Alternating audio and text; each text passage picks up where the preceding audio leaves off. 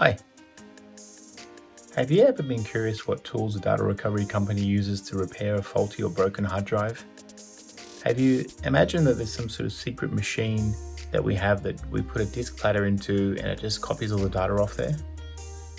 Well, the bad news is that machine doesn't exist. And the good news is I'm going to show you some of the tools that we use. Some examples: we've got a good flashlight for inspecting platters, permanent marker for labeling things so we don't mix up spare parts and customers' drives and devices, good quality screwdrivers, mainly Torx screwdrivers, which are like star-shaped ones for hard drive screws, flathead screwdrivers, pliers, electric screwdriver with custom bits that we use,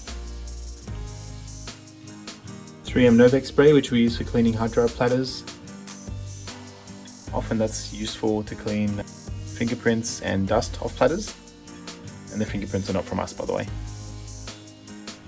More screwdrivers, screwdriver set, good quality lighting lamp. This is the laminar flow cabinet, what we're using right here, and this is off at the moment, otherwise it makes too much noise. Some other things that we use: some good quality gloves, powder-free gloves, lint-free wipes, and there's more over here. Alright, let's have a look over here. This is one of our other staff members' desks. Head combs, more head combs. The head combs are made of a variety of different sizes. We use different types, different brands. And we've also got a variety of different screwdrivers and tools. So there you have it. The next part is just like any good handyman, is you need to know how to fix anything that's broken. So a hard drive is broken, we need to figure out what's wrong with it, what part is faulty, what part is not working.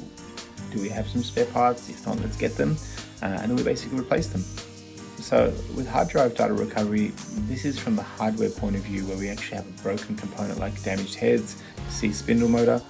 There's other kind of tools and gadgets that we use, but 90% of the time this is enough to fix a faulty or broken drive. Just like a good doctor or a good builder, with the right tools, with enough experience and training, most things can be fixed. Alright, hope you found it interesting. Thanks.